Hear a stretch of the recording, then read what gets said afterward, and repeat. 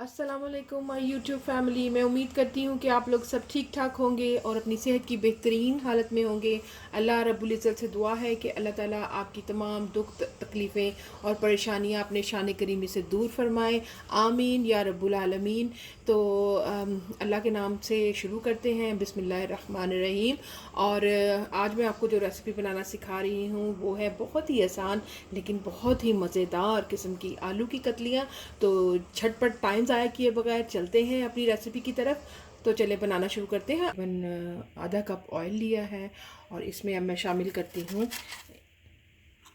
1 चम्मच 1 टीस्पून भरकर सफ़ेद ज़ीरे का। ज़ीरा हमारा कड़कड़ा चुका है तो मैंने इधर ली हैं तकरीबन 6 से 7 हरी मिर्चें जिसको मैंने चॉप कर लिया है। और एक अदद मैंने लार्ज साइज़ अनियन लिया है, उसको भी मैंने रफली जो है वो चॉप कर लिया है। अब मैं इसमें शामिल कर दूँगी।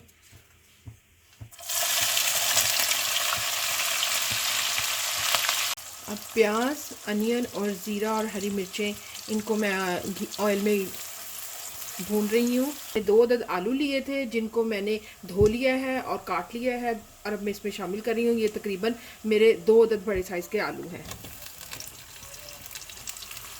टीस्पून जो है वो नमक का शामिल कर दूंगी और इसको मिक्स करके तकरीबन 2 मिनट के लिए ढक कर पकाऊंगी। 2 से 3 मिनट के लिए मैं ढक कर पकाऊंगी जाएंगे।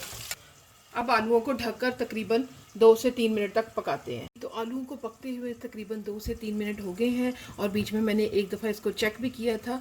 और अब जो है टमाटर मैंने एक लार्ज साइज़ का लिया है और उसको मैंने रफली चॉप कर दिया है। अब मैं स्टेज पे इस पर टमाटर शामिल कर दूँगी और साथ ही इसमें मैं आधी चम्मच जो है वो कुटी हुई लाल मिर्च को शामिल कर दूँगी। अब दोबारा इसको मिक्स करेंगे, उनके गलने तक पकाऊंगी। कतलियों को पकते हुए तकरीबन 3 से 4 मिनट हो गए हैं और मेरे ये जो आलू मैंने लिए थे ये डन हो चुके हैं। और इस स्टेज में मैं इसमें डालूंगी तकरीबन 1 टीस्पून लीमू का रस, जो कि मैंने फ्रेश लीमू लिया है। 1 टीस्पून वो डाल दूंगी।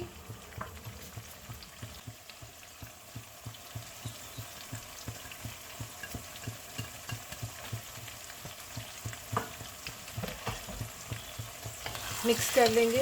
आप देखिए कितनी शानदार और लाजवाब किस्म की हमारी आलू की कतलियाँ बिल्कुल खाने के लिए तैयार है।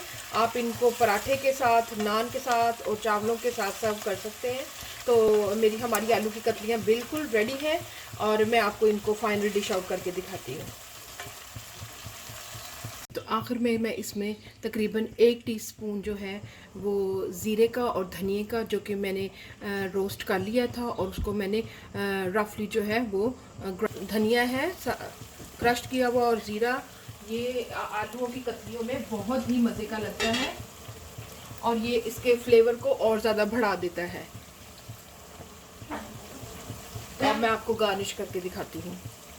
जी, तो हमारी बहुत ही लज़ीज़ आलू की कतलियाँ बनकर बिल्कुल तैयार हैं और मैं उम्मीद करती हूँ कि आप को ये मेरी रेसिपी बहुत पसंद आएगी और आप इसको ज़रूर ट्राई कीजिएगा और मुझे आके कमेंट सेक्शन में बताइएगा कि आपकी आलू की कतलियाँ कैसी बनी है।